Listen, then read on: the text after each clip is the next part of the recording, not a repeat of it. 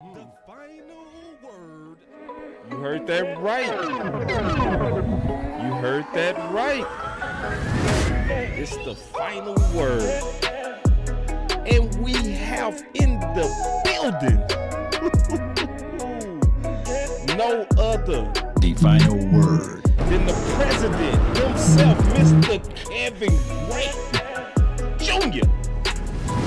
and Mr. J Tuck. What's up, fellas? What's going on, man? What's going on? I'm excited to talk some football today. Happy Father's Day. Yeah, man. It's like it's Father's Day, man. We ain't got no sports going on, man. So we had to keep cooking with this football content. the final word. I was watching the USFL game. It's like, nah, this ain't gonna cut it. Yeah, it's that time. Oh, you a football sicko if you're taking in that USFL, man. You a football sicko for that one. I was waiting. Look, I was with the XFL, and then after the XFL season ended, I was like, well, that's a wrap for me when it comes to the professional football on the field this year. So, yeah, I almost found myself watching it though, Kevin. Like I almost did. Like, but I just watched the replay of Kansas City and Buffalo. I'm like, I'm not going to do it. I'm not going to do it. It is not that bad. It is not that bad. The final word. Look, that in between time between now and training camp, boy, man, listen, fiending for some football, any kind of football. The final word. The final word. And we the ones that got to deliver it. And that's why you here. Like, for real, that's why you here. That's one of the reasons. Like, we know we gonna have a good conversation with you to kind of, kick back and talk ball. Oh yeah, for sure. Look, between the Cowboys and their kind of off time right now, and me covering the Mavericks as well with the NBA draft and stuff. Big Game James know how much I cover the Mavs. I know he loves some NBA too, so it's real no off season for me when it comes to this time of the year for sure. Yeah. Talk about the Mavs. I want to days off. Hey, what you think about that Clint Capella? I mean, I wouldn't mind the move if the Mavericks made that move, to be honest with you, because they could use a center right now that can provide them some rebounding on both ends, a little bit of shot blocking.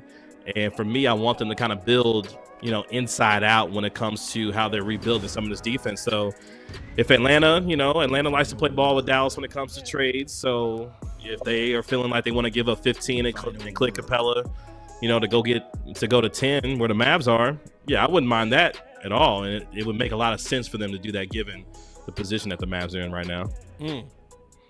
Hey, when we start talking about the Mavs, though, boss, he might hit that fight button with me and Big Game James. We got something to put out with Mavs, bro. Hold on, wait, because you a Mavs fan, right? I'm a dog. I'm a Mavs fan too. Yeah, so we gotta get somebody up out of here. The final word. I'm like, why y'all fighting? I was trying to figure out the clue. Okay. Yeah, and Tuck, you from Kansas City and you a Mavs fan, you got to give me that background, big dog. Yeah, but even though I lived in Kansas City, I grew up in Austin, you know what I'm saying? So I'm Texas bound. My dad lives in Texas, so I got Texas in my veins. So, I've been a Mavs fan way back since Sean Bradley, Jason Kidd, it was bad, you know what I'm saying? So it's a team I always roll with, but, we got some to talk about because I'm not happy with the move that they made this past year. So I know Big Bang disagree. Big Bang disagree, but I'm just like, nah, bro, he ain't it. So, Hey, I like to see a fight. We might get to that fight because I love to see a fight. I'm messing like that. I should have even told you. I like to see. That's the thing. You just sitting around, that's gonna bother. All right. Hey, Big, you might have to come back. Or fix your mic. Just wanna run it up. Can we check or something? I've been really in the field,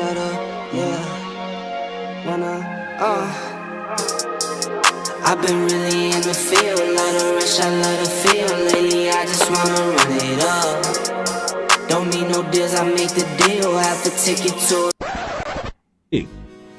And if it was up to me, if it was up to little old me to take a pick, it would probably go a little something like this. And with the 17th pick of the 2020 Dallas Cowboys NFL Draft. The Dallas Cowboys select CeeDee Lamb. Oh. What a moment it was. What a moment that was.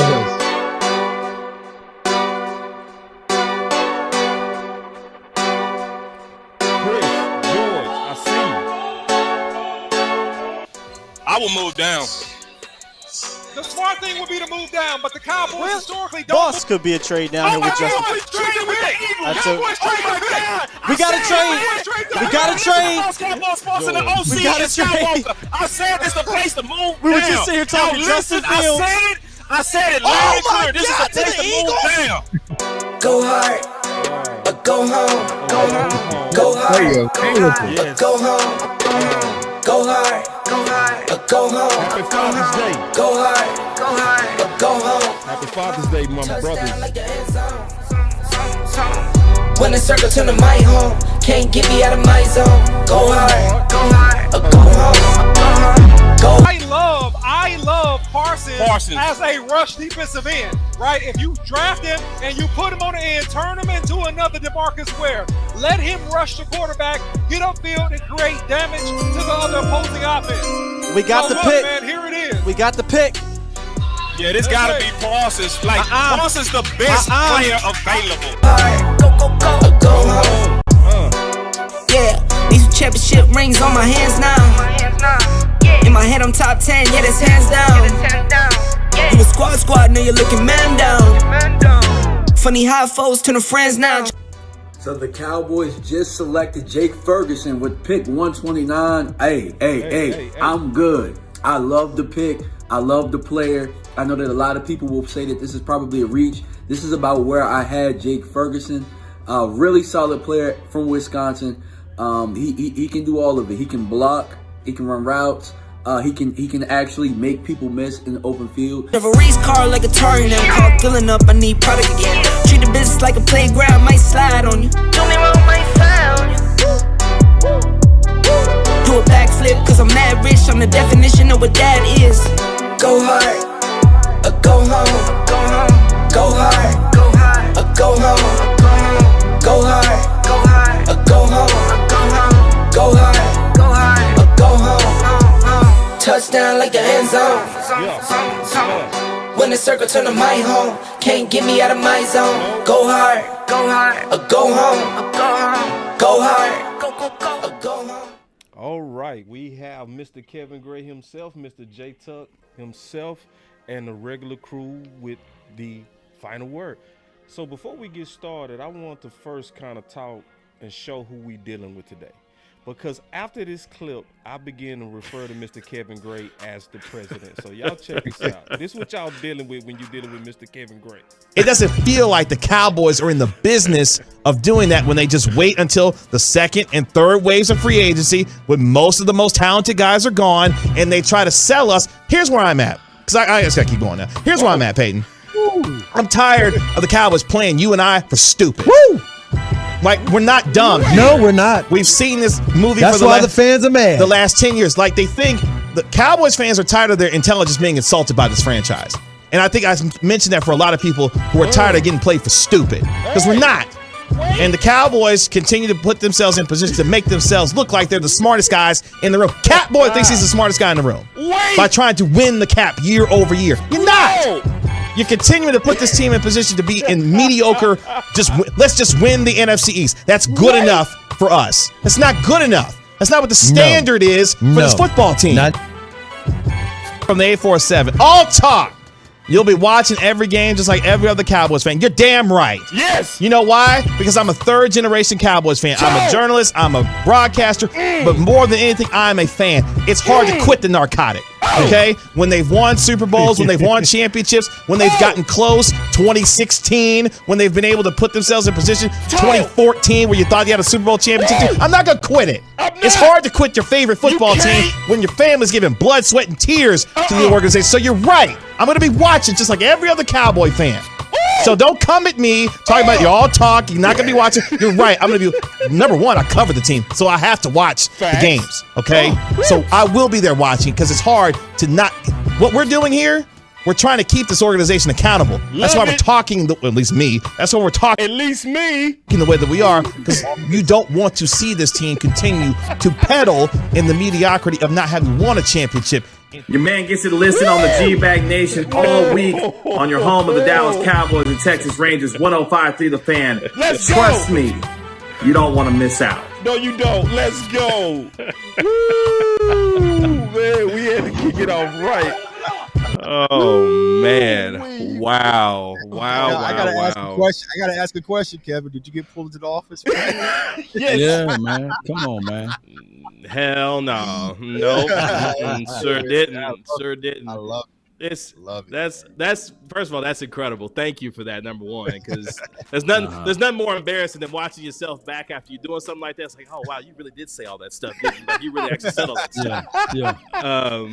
But look, man, that's me to my core. Like I'm a third generation Dallas Cowboy fan. Had, my late uncle Willie Towns, bless his heart, rest in peace. He played for Tom Landry, and like first and foremost, I'm a fan. Yeah. And then of course everything else that comes with that. But I just had to let that out for Stephen Jones at that particular time, at that moment. That's what I felt.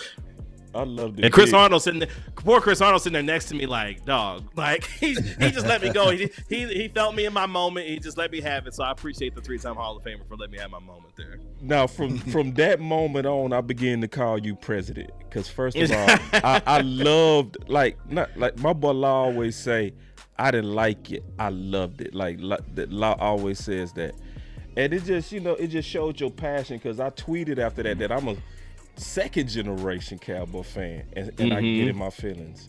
It's like you third generation, you know what I'm saying? Yeah. Then you go around the circle. Like, can you explain like what drives you as a third generation Cowboy fan? Then we go around the circle. We go talk some ball.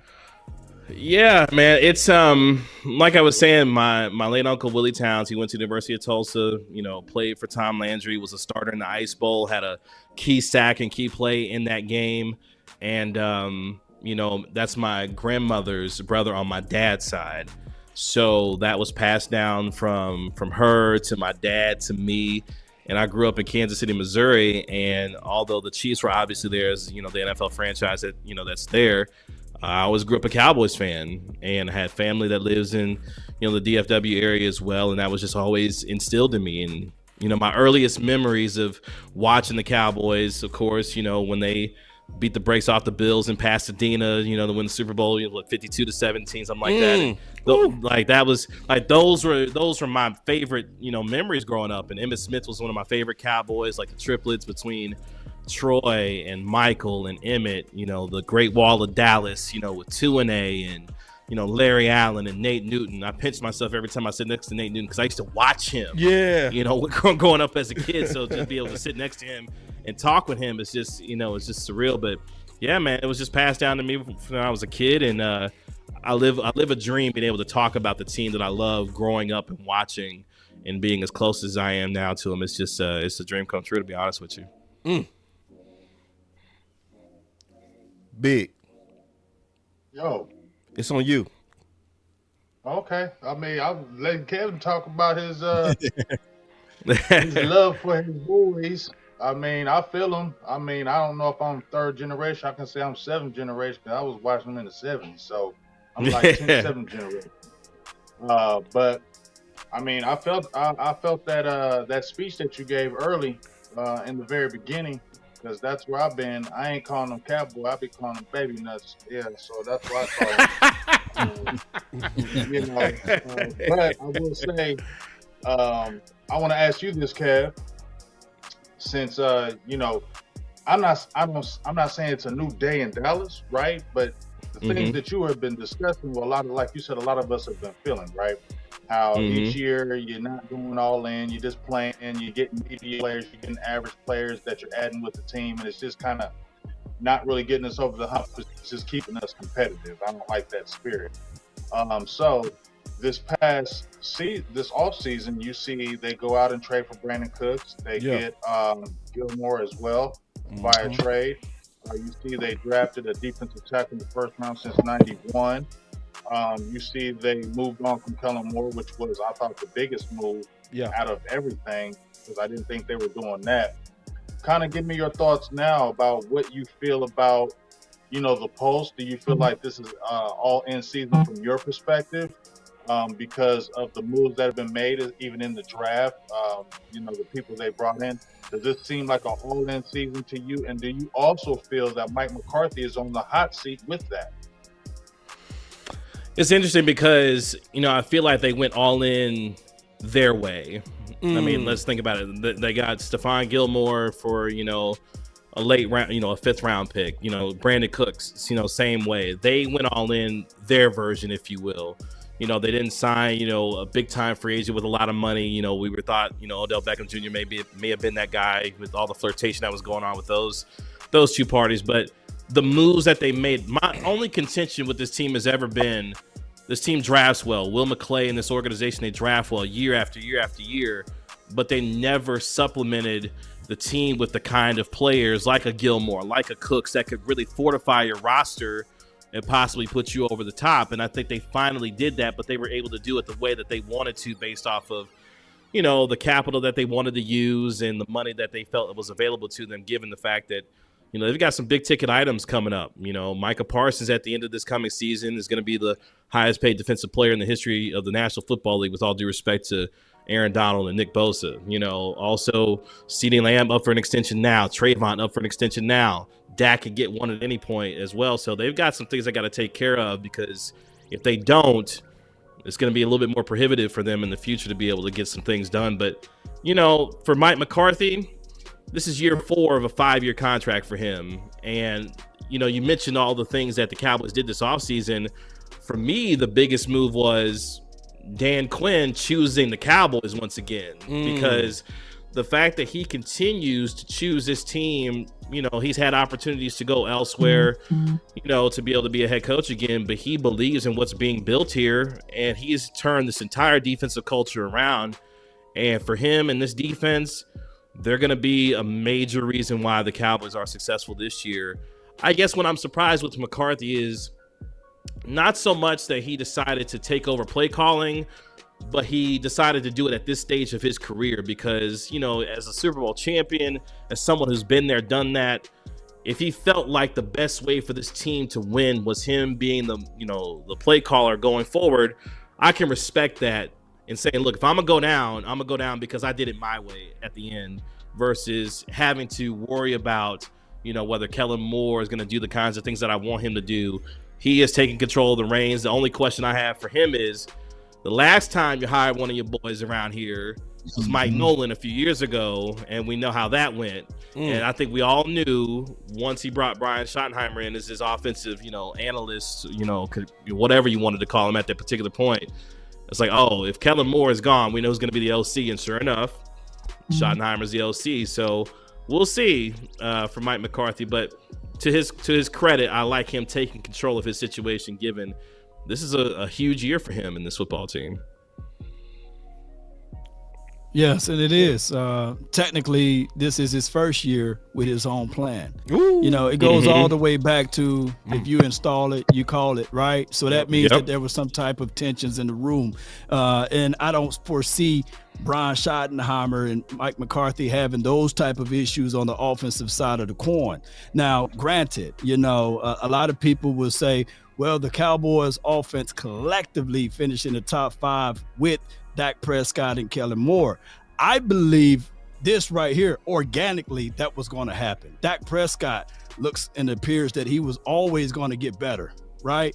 And we sit back and we can look at this front office, and they tend to lean on learning on the job, right? They did it with Jason Garrett. We seen it again with this dude named Kellen Moore.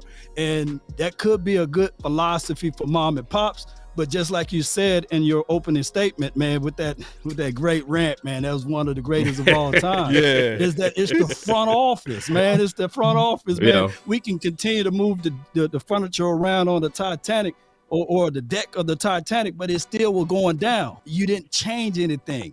Allow these guys to have their own philosophy, scheme, and system put into place, and just sit back And on top of that, even with their philosophy, what you just said about, they doing it their way, we got $22 million, right?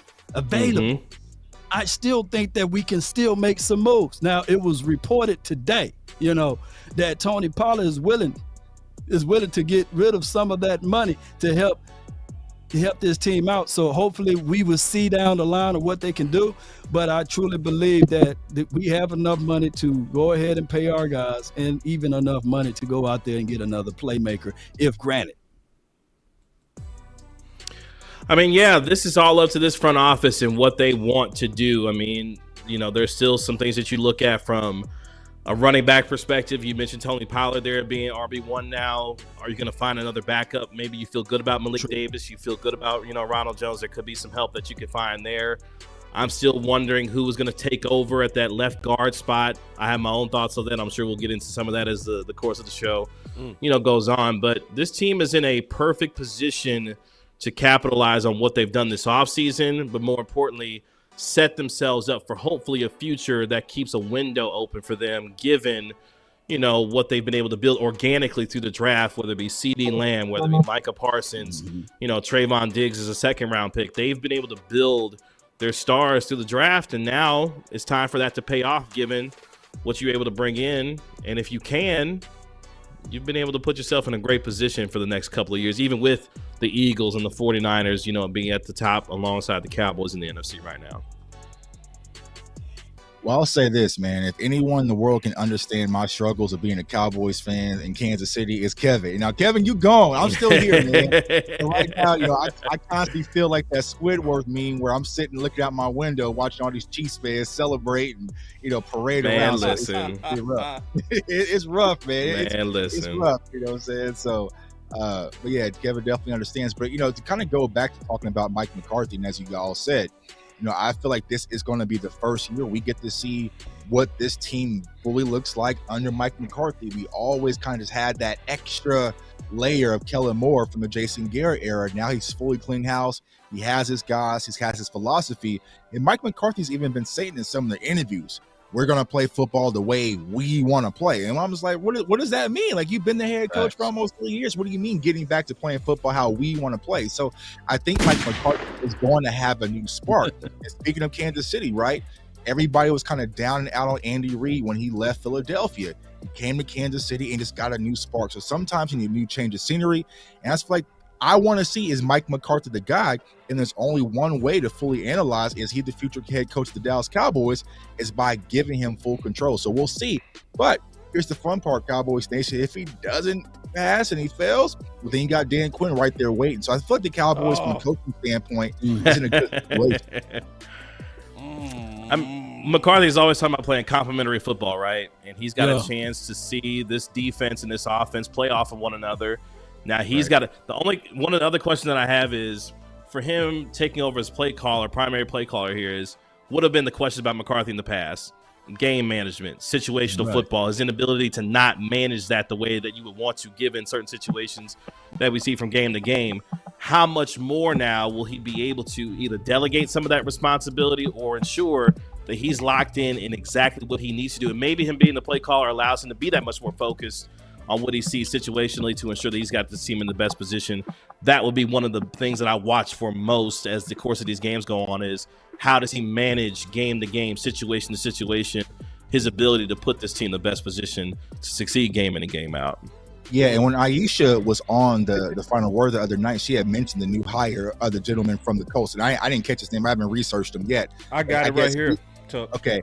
So I guess he's going to be more like your game managing coach. And then he also just brought in the lady who's going to do the analytics aspect. So maybe Mike McCarthy's going to outsource that. But like you said, Kevin, when he hired his homeboy and Mike Nolan, things kind of fell through the cracks. But John Parks is his name.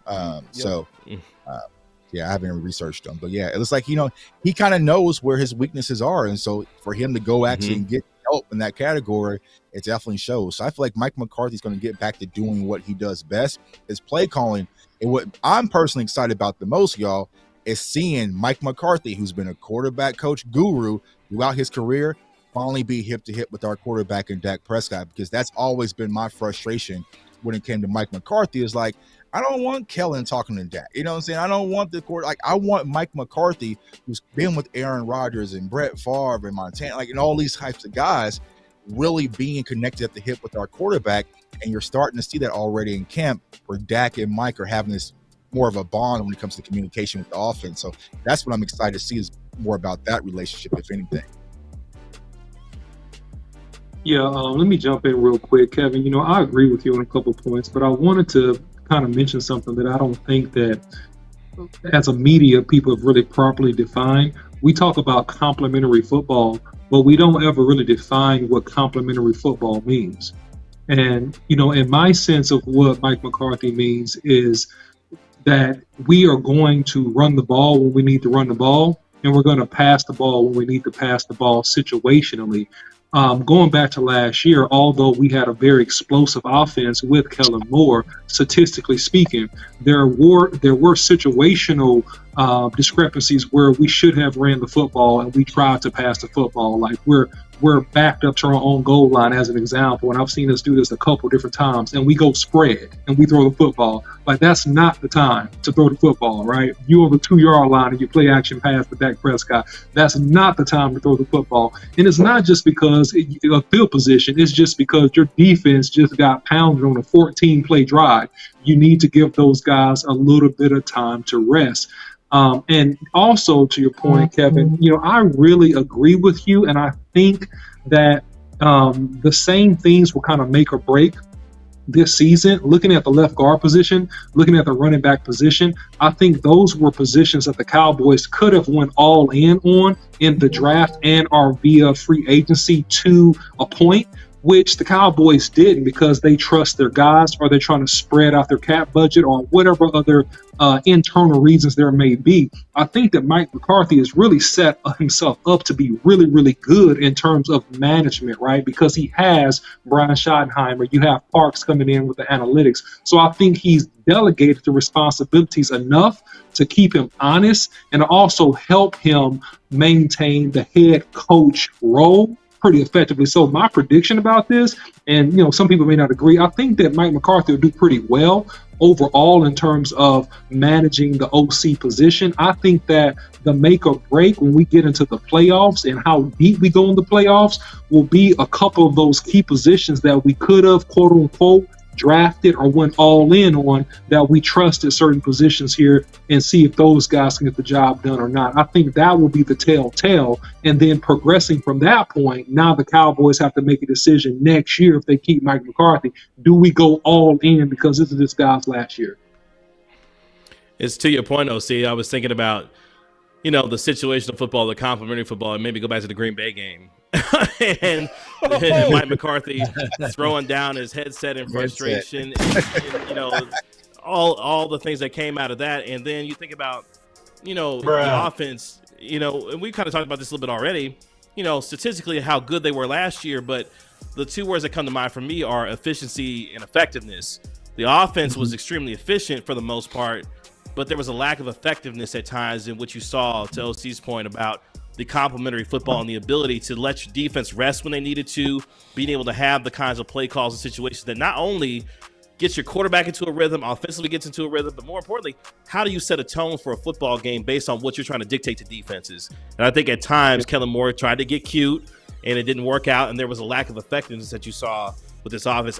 I hope for McCarthy that not only the efficiency that remains there, but the effectiveness of what he's trying to do, game plan to game plan versus his opponents, is there as well. And that the quarterback, to Tuck's point, being in lockstep with him, is growing and maturing throughout the course of the year, so that by the time you get to the playoffs, you're hitting a stride that allows everyone to be on the same page. And the other thing is, which I found to be very interesting, he talked about during this minicamp and OTA period about playing with purpose, play purpose, which, you know, common sense would tell you, yeah, every play should have a purpose to it, have a goal and a definition that you want to have in order to succeed.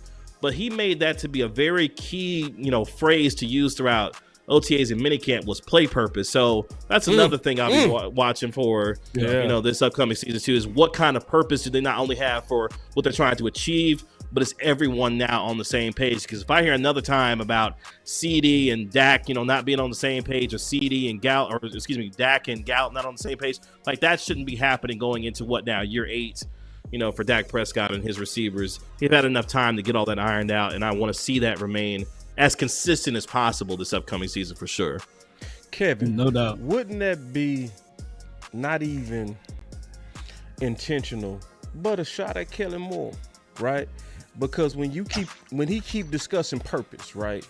Sometimes you can't talk about how good your new woman is without talking about how bad your last woman was, right? It's not that you try to bring up the past, but could that be kind of what's going on with purpose and him singing that song on purpose? Context matters. Yeah, it does. I mean, I hope he's not taking the the LeBron passive aggressive route. Like, if you got something to say, just say it. Like, if you felt like there was an issue with your purpose of your play calling, situational calls based on what you're trying to do to attack defenses, then that's something that you need to say so that everyone is clear about what your objective is here with this offense.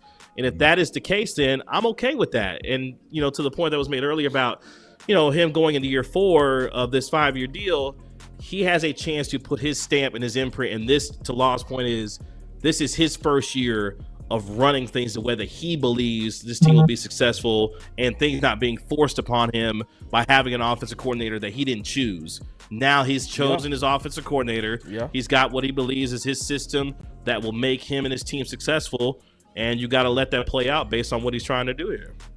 And no doubt to that. And when we even go back to 2020 with Mike Nolan and all of those boys that was there, we still had some old ties to the Jason Garrett administration and Coach Rob Marinelli, because a lot of the players were resisting. They didn't want to buy into even what Mike Nolan was talking about. So yes, they had to do some wholesale changes, and it worked for us by bringing in a guy by the name of Dan Quinn, who we win 12 or more games every year. So I can see that we are growing. On top of that, it's a thin line between winning and losing. Think about this. The 2 games that we did lose last season to the Jacksonville Jaguars as well as the Green Bay Packers, we were up multiple touchdowns in those games. We win those 2 games. If we play with plan, purpose, and reasonings of why we do a certain thing, then we would be 14-3. Who knows what would have happened in the playoff? Maybe we could have made the Super Bowl. Yeah. So or it would have been a softer schedule. It would have definitely been a softer situation for us. So, hey, look, the opportunity is very thin here, and I love it. But Mike McCarthy, I believe he can see where this team can be at, and that's why he say those things. Remember this, write this down, people in the chat. Everyone have a reason, but results are what matter. Yeah. And I think that's the hardest part when it comes to Kellen Moore Law. It's like when you look on the surface, everything looks good. Everything looks good to go. And so sometimes when we're trying to argue it, it's like the average fan who goes to ESPN or PSF and sorts the stats, but hey, we're top ranked here, top in scoring, right? But when you really roll up your sleeves and get down to the nooks and crannies of our offense, there was a lot of head scratching moments. Case in point, I just did a film breakdown on J-Ron Curse, and we remember the Christmas Eve. J-Ron Curse comes out and has a great interception over Quez Watkins. We shifted all the momentum, and then here comes a reverse pass with Dak Prescott and Turpin, and we take on this monster sack and we lose almost 15 to 20 yards. And so it's just like, why? And I feel like under Mike McCarthy, we won't have. Now, there's going to be some head scratching moments because it's just in Mike McCarthy's DNA, right? Yeah. I just feel like for the most part, we won't have to sit back every game and just ask why. The whole reason what they even sparked me coming up with the no identity video is because I was asking why. I was like, what is our offense? What are we actually doing? Because I couldn't understand it. So I feel like that's not going to be the case. I feel like things are going to be simplified with this text coast approach and really put our offensive players in the best ways to make ability and use their God-given ability and make plays on Sunday, which I'm excited about. I love that point because one of the things that. Go ahead, Kevin. Oh, go ahead. Okay. No, that was one of the things that, as you were talking about that, it made me think about, because one of the things I asked Brian Broaddus this one time. I said, look, what did Kellen Moore ever define himself as what he was as a play caller here? And to my knowledge, he never really defined himself in what he was to his core philosophically when it came to what he believed on offense. Like, he was a really good play caller, had some really nice, cute plays, that kind of thing. But I never knew what Kellen Moore's identity was as a play caller in terms of his philosophy. Never knew that. Never got a good answer to it. And I think, at least for Mike McCarthy, and you talked about the whole Tex Coast thing, at least I know what Mike McCarthy's bread and butter is, what he believes in offensively, what he believes into his core about what he wants to see from a play-to-play, from a schematic standpoint, which is he's a West Coast offensive guy. So at least I have a foundation to work with. I felt like I never had that with Kellen Moore during his time here, even with how successful this offense was from a statistical standpoint. I never knew what he was to his core, and I think that bothered me most. At least now I know exactly what I need to know based on what he's trying to do and accomplish here, at least in that way. Yeah, the only sidebar note I was going to mention is that I think that the thing that Kellen maybe got caught up in, and some of the fans, when we look at all of the 40 burgers and, touchdowns and big plays, we mistake growth for health. And I think that offensively speaking, it's a difference between putting up big numbers and being a healthy, fluid offense. And I think that Mike McCarthy, in my opinion, will lean toward the side of health. I mean, my ankle could be growing. That doesn't mean it's healthy, right? It could be swelling. So, at the end of the day, I think that the health of the offense in terms of being able to efficiently and effectively execute on key downs and control and close out games, that's what I think is going to be the huge difference. We actually might not be as good in terms of putting up as many numbers, in my opinion, this year. We may not put up as many points, but I think that as an offense, in terms of his philosophy, I think we'll be a lot healthier. Agree. Well, let me echo this right quick. It's not like we throwing out everything. Right. From Schottenheimer's point of view, he's saying that they're keeping 70%. Yeah. That's a lot of the offense that you organically is going to keep. You only changing 30%. So I get a lot of people every time in the chat, every time I post a video, they would say, well, do you give credit to Kellen Moore for Dak Prescott positive stat? And two things can be true, right? So I just look at it like this. No. I just look at it like this. 70% is a lot, man. That's but 30%, hey, boss, they're not changing out everything. But I'm gonna tell you, 30% is a lot too, boss cowboy. Uncle Sam take 33 and a third percent. If you don't take him, if you don't pay his percentages, he'll come knocking at your door. So 30% is still a lot. Now we changing a lot, but we keeping 70%. Oh, hell Come no. on, man.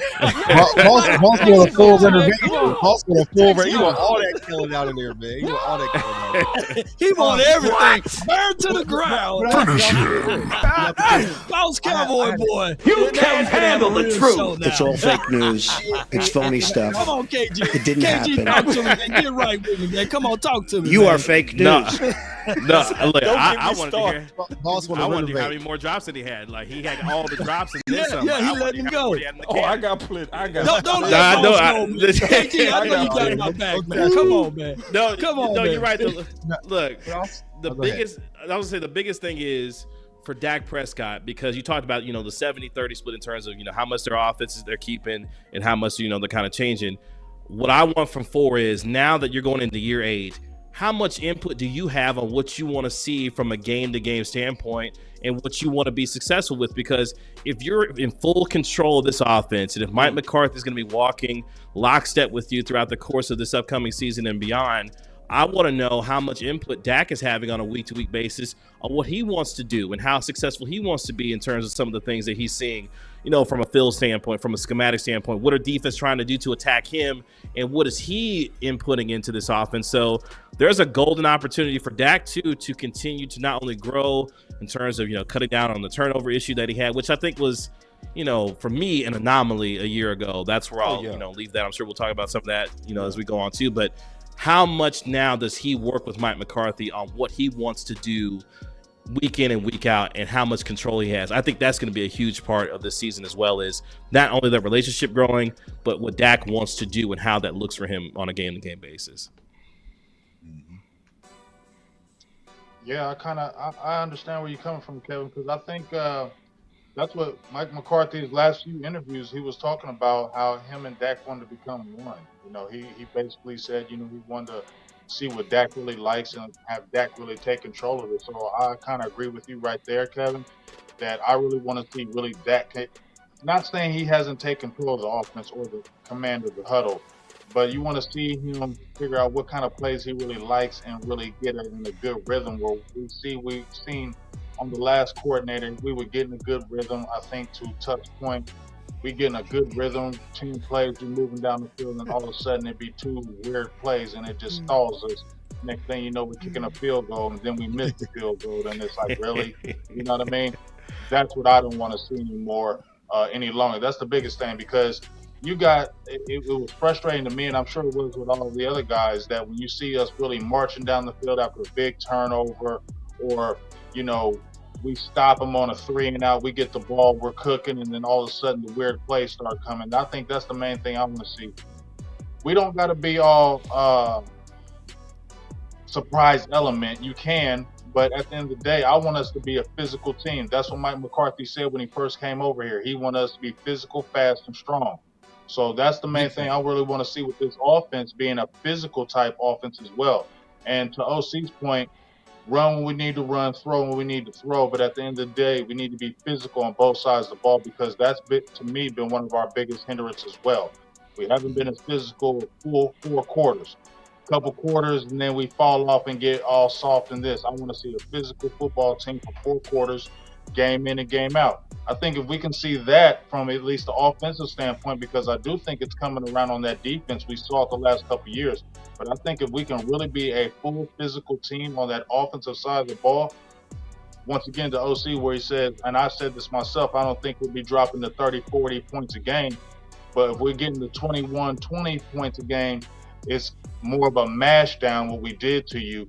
And that's really, I want to see the teams leaving from us and, dang, Dallas really beat us up this game. And that's what I really want to see, physical side on both sides of the ball. And I really want that offense to really bring with. So I guess that's what we're talking about, where we're filling that gap of that left guard. Because right now we don't have that left guard right now. And that's where you can say we're missing a little physicalness. Terrence Steele still kind of on the men on the right tackle. So I think that's going to be key, who we're really getting those spots to continue the mantra of us being physical. And I want to ask you right quick before I get off here, and hand it to you, Kevin, is this left guard spot has been a hard thing. I mean, you just mentioned it. It's been in the media. Everybody's talking about left guard, Tyler Smith, who's going to be it. I just asked Brian Broaddus a couple of days ago. I said, okay. He said, ask a tough question. I said, all right, I want to see Tyler Smith at left tackle, not no left guard. Talk to me. What's going to happen? He said, I like to see him there too, but he thinks he's going to be Tyler Smith at left guard and Tyron at left tackle. What's your thoughts? Oh boy. Yeah, this is one of the points of contention for me this offseason is, look, there's several things, because I understand the folks who are in the camp of get Tyler Smith out to left tackle, do it now because he's your left tackle of the future. To which I say, I agree with you. But then I look at this front office and they told me that Tyron Smith is still part of this offensive line, and you gave him and you restructured his deal to where it's an incentive-based deal. So my man has to play in order to get paid. So if I'm going to have him out here, I want to have him at his best spot, even with the injury concerns. We know, Tyron has had, injury concerns for years, hasn't played a full season, in several years. But at the same time, if I'm going to have my best 5 out there, that's going to be comprised of, at least for me, Tyron Smith at left tackle, Tyler Smith with his flexibility at left guard, because I know he can play left tackle. But I know he's strong enough to kick inside to be able to play left guard as well.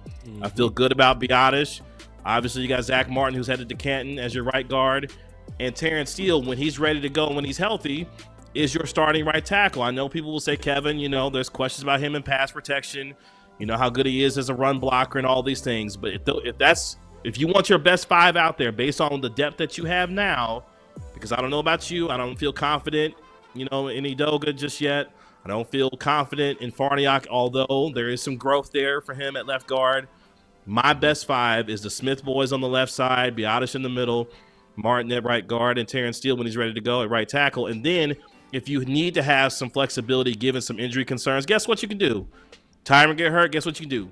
kick out Tyler Smith as your left tackle, let him go to work there, and then you'd be able to have a little bit more comfortability, at least know that Farniok at least has had some experience there, can step in. But that to me is my best five is Smith boys, Biotish, Martin, Steele, and move from there. And if Tyron gets hurt, guess what? Kick Tyler out there, and you should be okay. That's just my thought. But I get where folks come from when they say they want Tyler Smith out there at left tackle. I really do. Let me ask you this. But Kevin, I got a question for you about that real quick. Kevin, that sounds great what you said, but what do you do right now when you don't have a healthy Terrence Steele?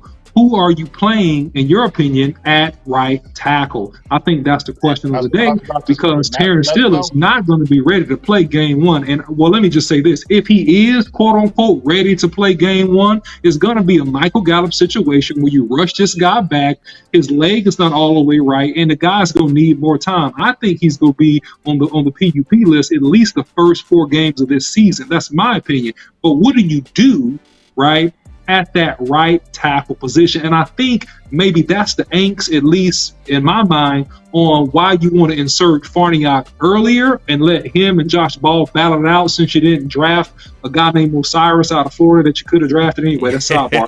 But right, you didn't do that, right? So now, you know, who's a better right tackle on your team than Tyron Smith, where he ended last year playing pretty good? So what do you do with the right tackle position? Matt, well, let's go. Yeah. Yep. Well, for me, no. I'm with OC when it comes to at the starting, because you're right. I think at the beginning of the year, based on where Terrence Steele's health is, I think the starting 5 that you'll see out there will be Tyler Smith at left tackle, Farniok at left guard, Biotish at center, Martin at right guard, and then Tyron over at right tackle. I think to start off the season.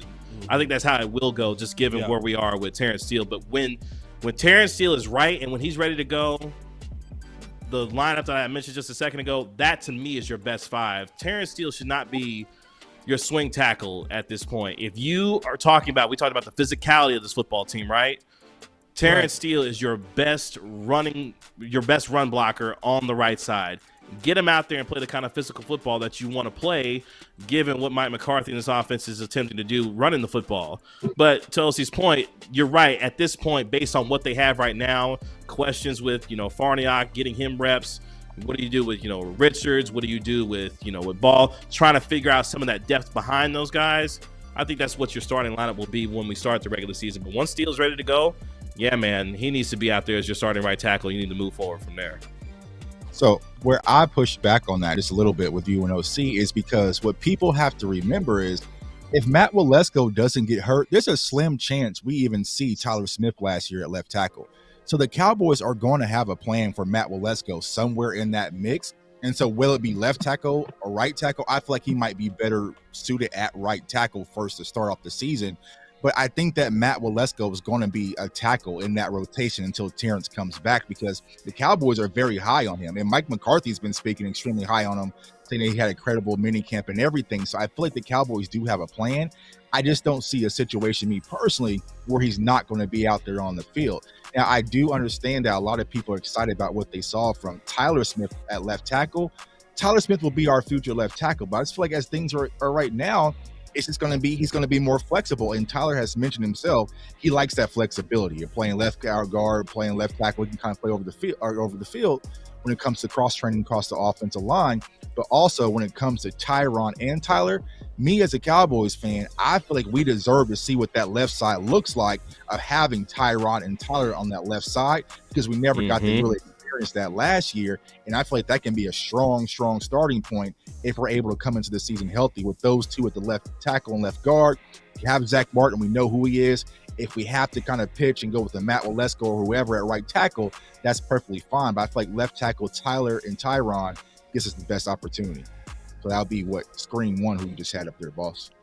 Yeah, screen one. Well, let me jump in real quick. Sorry, got to circle the block one more time. On this one. I want to see the fight. I want to see the fight between no, listen. I'm gonna keep it, dog. What are you doing? I'm gonna keep it a buck with you, man. I disagree, because I don't think that's best for the Cowboys, and I'm gonna tell you why.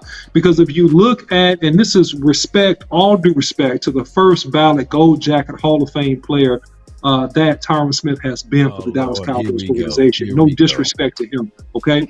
But here we listen. go. Wait. Father Time. Somebody listen, go fight. Listen, Law. Father Time is undefeated, Law. And you're going to have to agree with that. And the first thing that goes with people is their legs, okay? That's the first thing that goes. And what you see with Tyron, if you look at even when he played late last year, even when he played this year at right tackle, we did a good job. But I'm saying the power in those legs, man, like, man, the strength is not what it used to be in terms of the explosiveness. That's why you go younger and you don't stop the maturation and the development. Now, listen, he can play it. He'll be fantastic. But I'm thinking about, again, Terrence Steele, because you don't know what Terrence Steele is going to look like. He got to come back and prove that he's good to go. Also, Matt Walensko, he could be a viable option. He could come out. He could have a great year. But we don't know that yet. This is uncertain. We're not going to know this until we get into a couple of preseason games of this upcoming training camp. So right now, I don't know that Tyron Smith is really the best because of the fact of his physicality. He's more of a position blocker at this point, and the power and explosiveness that he had is diminishing. No offense, but that's just the truth. Well, when you say all of that, and I get all of that, what you said, and remember, we circle back to this. In the last 2 seasons with Tyron Smith, you can only point out that Raiders game of him having a horrible game. So even at his worst, he is still the best out there on the field. So I digress. Just off of that, come on, fam. Is he better than Tyler Smith run blocking at this point in his career? Where's your film analysis of him is he having better? a horrible game when he's out there? You know, and even when he's out there, he is one of your best front five, your best five. You play your five until he get hurt. So the option is the only reservation you have with Tyron is when he do get hurt, who do you place? But for all I can say is when he's healthy, and I know it's slim, you got to figure out a way to still keep him out there on the field. I'm still waiting on your film analysis. Come on. And I'll give you film analysis, Law, but I'm going to tell you now, you play him at right tackle is where you play him because Matt Farniok was more than serviceable. He did a very good job out there at left guard. I think that he's really the best fit right now because you don't have a healthy Terrence Steele, and you leave the tackle that only gave up 6 sacks as a rookie, which is less than Tyron Smith gave up his rookie year, and he's played tremendously pounding guys and being physical at the point of attack. What is Brian Schottenheimer going to want to do? You said it out of your own mouth, Law. You didn't say that he likes to run the ball. You said that Brian Schottenheimer loves to run the ball, and how he likes to run it is G-traps and dives and running zone action toward the strong side, which means that you got to generate push and you can't just position block. That's what I'm talking about. So if you talk about that, you got to think about younger, and that's all I'm saying. Not saying you're wrong. I'm saying you got to think about it. I get what you're saying, but what I'm saying also is that the OC just want to fight people today. That's all he want to do is fight. He just came to fight today. This is the show that I came for. This is what I came for right here. But I just want to say this. We got company, man. Hold up, though. Oh, he had to flip the camera. He had to flip the camera for that one. I'm on OC side because OC took my point. First of all, OC took my point, so I'm with OC. What's your point? What's your point? Echo your point. Hold up. Remember, I've been telling y'all Tyler Smith need to stay out there on that left tackle, dog. And for that main point about, you see, when we were getting outside on them damn toss sweeps and them zone traps, who was out there mangling people? It was Tyler Smith. And here's the thing. If you already played Tyler Smith on that right side and OC already done said it and OC already knows because you played the right side and the left side, didn't you, OC? Isn't it easier to play? Isn't it easier on your body to play the right side than the left side?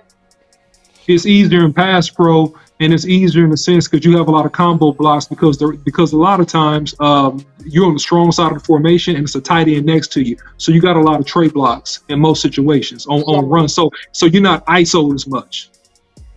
So my ISO is more on the left side, historically speaking. Now, if you're running two tights, it really doesn't matter. It depends on formation. But if you're running traditional style offenses, and the West Coast in particular, hey, they run out of two tights, they run out of one tight. It really depends on how Mike McCarthy lays out the West Coast, because you can manipulate the West Coast and you can do different formations, and it's still a West Coast concept. So that part we don't know yet. But traditionally, the strong side is the right side, and you got double team and combo blocks there more often. See, Kevin, what you did is when you see talking about his best five. five. Listen, this is what you did, Kevin. This is your fault. You the one that started this. They're not gonna let you back in now. They said, listen, they done took over for me. They don't care. They don't care. Go ahead. You wasn't trying to do no work anyway. It sounded like you True. was trying to hang out anyway. True. Go ahead, Big. Go ahead, Big. I'm saying, you said the right side, right? The right side. Why would you have Tyron Smith on that right side? And he did an adequate job last year, and he's already played the right tackle before in his career. We saw he played his rookie year, and I'm sure he played it before in college as well. I'm sure he can go back to that right side. Why not you have him right there, continue to let Matt Waletzko develop, okay? And then you got Tyler Smith right there, and just like you said, firing out, I think that I'm going to get his name right one day. But I want to see him at that left side, and let's see what that happens. Because when Terrence Steele comes back, Objection! Yeah, man. Objection! Yeah, man. Objection! Objection! I like to call a witness up to the stands. I'm taking back over after this. I'm taking back over. To the stands. I gotta call Kelvin hold up to the stands, and he's going to give you the you ain't got reason nobody why. on that right side yet. You don't have nobody on that right side. Period. Let me call my witness up to the stand. They've already talked about they might start Terrence Steele on that PUP 4 games. You don't have nobody on that right side right now, period. You can go with Matt Waletzko, bro. He's going to Isn't out here. You know, you said Matt Waletzko, we ain't seen him. Here's the thing. Let me go. Let me call Kevin Gray up to the stands right quick. Yeah, we got to get Kevin Gray back up in here. Let me call Kevin Gray up to the stands right quick. We do have some guests. You know, let me call my witness up to the stands. Kevin Gray, can you expound on the reason why you said that about Matthew Waletzko at right tackle? Can you give me some analysis on your expert opinion of Matthew Waletzko playing at right tackle? What have you seen out there? Talk to us, man. Okay, so it's really not so much more about Waletzko. It's this, and this is kind of more so. And OC did a great job, obviously, breaking down the X's and O's when it comes to why you would, feel good about Farniok playing on that left side. Waletzko on the plan that you have for him that Tuck was talking about. But here's the question I have for you, for the panel is: are you really going to tell Tyron Smith, when this full five is healthy, whether it's, both Smith boys on the left side, Biotish, Martin, and Steele, are you really going to tell Tyron Smith at this stage in his career, when you told me as a franchise that you wanted him back here and you wanted him to be a part of this offensive line, are you really going to tell Tyron at this point in his career, hey, Tyron, we want you to be our swing tackle going forward for the rest of your career here? Because if you're telling me that part of your five is Tyler Smith out on the left side, Farniok or whomever you want at left guard, Biotish, Martin, and then Steele as your best run blocker on the outside, what are you doing with Tyron Smith at that point? I don't think from a front office standpoint or from a player standpoint, no matter how you feel about Tyron, you're not telling him at this point in his career, hey, Tyron, you're our swing tackle going forward from here. Either if you feel like he's... That's the problem. And that's the problem. And that's the problem. They're not going to. No, and that's the problem with the Cowboys, Kevin, respectfully, is that you have players, no offense to the Hall of Fame first ballot gold jacket former tight end. You know who he is. Witten. All right. Witten plays 3 or 4 more years longer than what he should play and had that starting tight end position. No offense to Witten, but Witten couldn't move, man. And it was a loyalty to players to a fault, right? And listen, Tyron Smith signed up for doing whatever was best for the team last year when he came back and he saw how well Tyler Smith was playing at left tackle. He said, you know what? I don't got to be the left tackle. You can move me wherever you need me. Move me to right tackle. So he conceded and he said that was okay even last year. So he can't double the block and say, hey, you know what? Give me my left tackle starting position back right now because I want it, right? I'm saying this simply put. He has an incentive latent contract, okay, which is based upon playing time. It's not a big hit to the Cowboys either way. But if he doesn't play that much, God bless him. He'll still make his money. He's a Cowboy legend. I think this is a wait and see situation, and I just think that we got to really be careful before we anoint certain people in certain positions, and we change where we don't need to change. And I think that's my only point. We just don't need to change things that we don't need to change. But you just said that you liked him at right tackle, OC. Yes, I do. So as long as Terrence Steele is not healthy. But it's not a thing about talent when it comes to Tyron. That's what Law was trying to say. When he is healthy, he is one of our best offensive linemen. Period. He is. I'm saying. So it's like, he's going to be out there somewhere. Yeah. So he's going to have to be out there on the field. So it's not like a Jason Witten situation where it's like, okay, he just ain't got it no more. Tyron Smith still has it. Young Bulls are better. You know what I'm saying? Yeah, exactly. So here's the question we have to ask ourselves. Is the talent gap wider between Tyron Smith and Tyler Smith at left tackle, or Tyler Smith at left guard and Matt Farniok or Austin Richards or whoever y'all want to put the question. There's a bigger gap at the good point. That's Why the not? question right there. Go ahead, get your left tackle, solidify the guard spot, and then you can have Matt Waletzko, who's an athletic guy who has size, has length, has showed a lot of upside coming out of North Dakota, that he can do a lot of different things, if healthy. And so it's like, I'd rather go that route versus if you have Matt Farniok at left guard, and then you have Tyron goes down. Now you got Matt Waletzko at right tackle. Like, it's just too much, right? Go with your best five. And I think that's the conversation we're talking about when it came to Kevin. It's like, who was your best five? And Tyron has to be in that best five. He has to. Yeah, he has to. Because if you were ready to move on if you were ready to make Tyler Smith your left tackle of the future now and moving forward, you should have moved on from Tyron Smith. Right. And once they decided not to do that, then you're telling me that Tyron's part of your best five, which means he needs to be on the field in some kind of capacity. And if I'm Mike Solari, who, by the way, so wild that man worked for Tom Landry and now is back in this organization working for Mike McCarthy and the Dallas Cowboys. That's another conversation for another day. But if you're telling me that he's part of your best five, I personally want him playing what is his best position for the majority of his career, which is a left tackle, even with the concerns of his injury. And when that does happen, we talked about the position flexibility of Tyler Smith. I feel good about him moving over to left tackle. But yeah, based on what you have right now, you go with what you have in terms of, having Tyler at left tackle, Farniok at left guard, Biotish, Martin, and then Tyron at right tackle until Steele is healthy. And then you realign them based on their best positions. And then you move forward. And then once you get it set, leave it. Because I don't want all this offensive line shuffling. Once you have it, the substitution packages. And let me say this too. It's two guys that's the unknown right now. And I lean on the front office in this capacity of finding guys like Will McClay can find guys. Chuma Edoga and Austin Richards. We banging on the table right now for an undrafted guy to play, right? And his name is Terrence Steele, to stay at right tackle to get paid. So Austin Richard could be that guy that all of a sudden we be like, man, dog, look at this dude. And then Chuma Edoga, who was a third-round draft pick from the New York Jets a couple of years back. I seen him put the clamps on my guy D-Law in 2019. So maybe they can find that good grace from him. And I'm not throwing any shade at D-Law, by the way. Shout out to Law. Yeah, man. Law versus Law. But also TJ Bass, man. He locked up them Georgia boys, too. So, I want to say real quick to Law's point, because I think that's a dirty little secret that we're not talking about as much, that we may have to as the season goes on, is we talked about all the guys that got to get paid between CeeDee Lamb and Trayvon Diggs, Micah Parsons, Dak, could be up for an extension here at any point.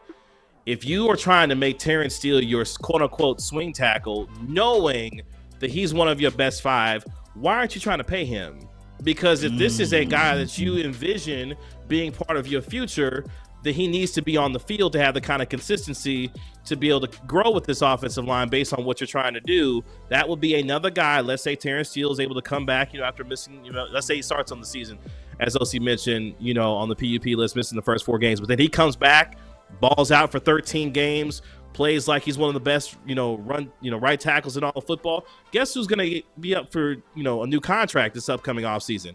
Yeah, Terrence Steele's going to be ready to get paid as well. So that's just another guy that you're going to have to get paid, that has to get paid for the Cowboys. So I think that's another underlying aspect of all this, is that If Terrence Steele comes back and plays well and is good enough, yeah, you're going to have to pay him as well, given all the other big ticket items that you have already as well. Which could be another reason why they want to test Matt Waletzko at right tackle, just to see. We know it's Stephen Jones. They just want to see. And it makes sense. It really does. You got to work that out. He should get a lot of reps. Business decision in case you don't want to play Terrence Steele, about $19 million a year. Is basically what you're talking about. You really have to do that too. You have to. That's what the top 5 tackles are going for. They're going for around $20 million a year right now. And we talked about this with Michael Gelkin on a few days back.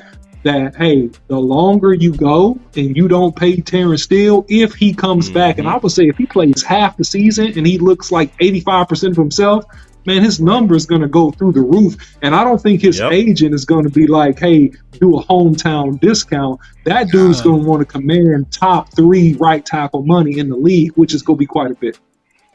Yeah. And where do y'all think he ranks on that priority list? Because Kevin mentioned you got Micah, you got CD, you got Dak, you got possibly, you know what I'm saying, Diggs. Yeah, and we go talk about that because we go talk about them contracts. No,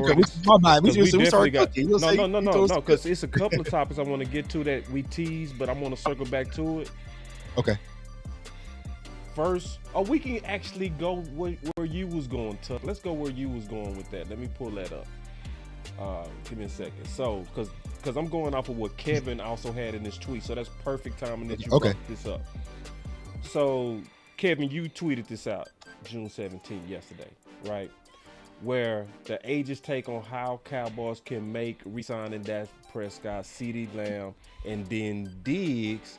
This article didn't even really mention Steele, by the way, which is what you was getting into, Tuck. So since I was going to talk about that anyway, go ahead, Tuck, what you was saying on that. Yeah, I was just saying, like, where do y'all think he ranks as far as the Cowboys' priority of getting the contract done with Steele? Because, like I said, there's a lot of young offensive linemen kind of waiting in the pop line, and, they kind of developed Steele. As Jay-Z said, they made a hole, go ahead and make another one.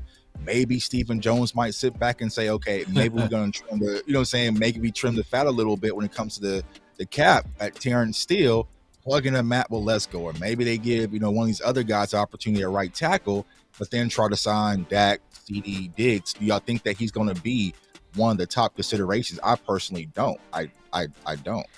I think he should.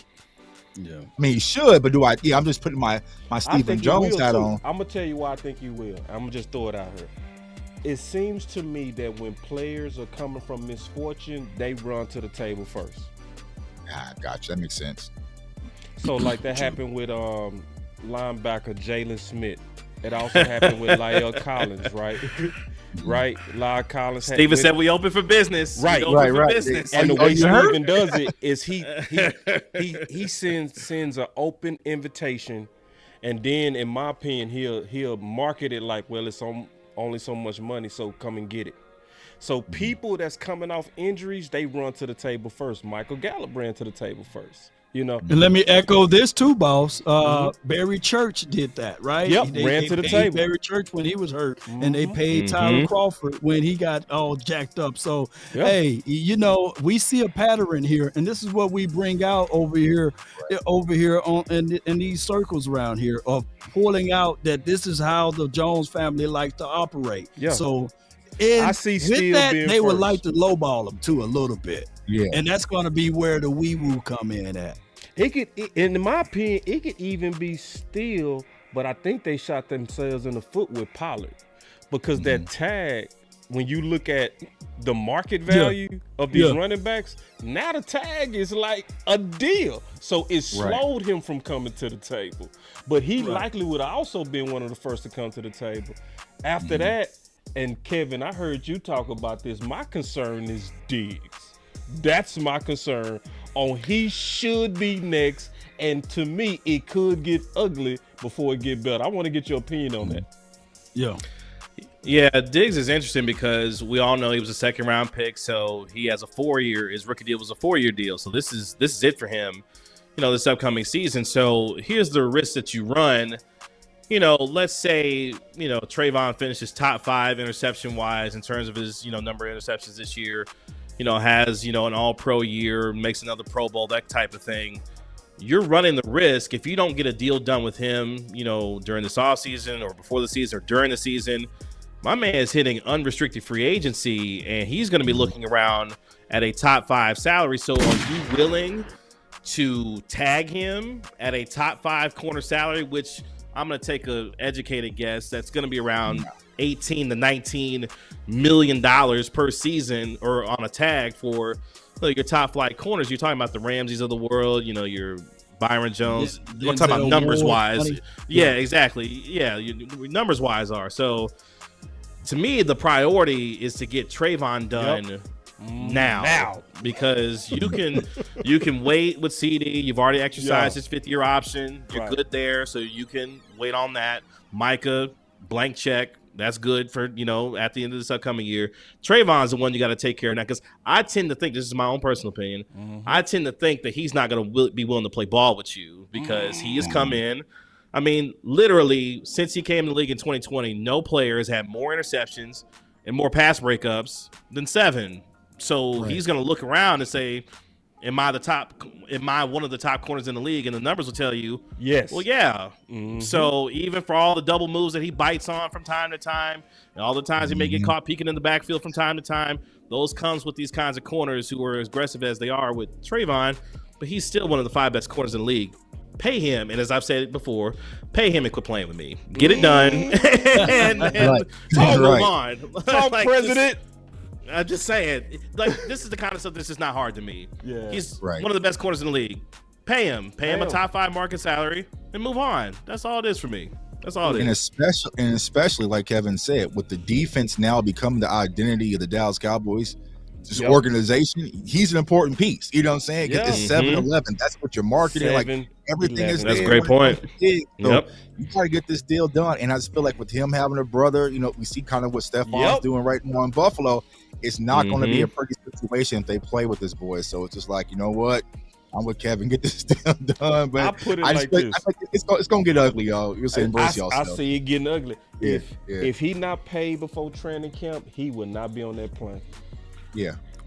Okay, so here's the thing with that is, so for these guys, and to you guys, I'm sure I've talked about this, previously, is the idea that they can't necessarily hold out. It's not, CBA. This is the CBA is not going to let you, hold out. Like you can hold in, that kind of thing, but that's going to be really, prohibited to you in terms of your pocket. So if they don't, my prediction is if they don't get something done before training camp starts, Trayvon's going to shut it down. Say, look, I'm not talking. For the rest of the year, I'm not talking contract. We'll revisit this. That, to me, that's just my own personal opinion. Me too. The way that it feels like he kind of gets down with his business. Like, look, if we get this done now, great. If we don't, we're not talking through the season, and we'll wait till the end of the year, and we'll revisit at that point.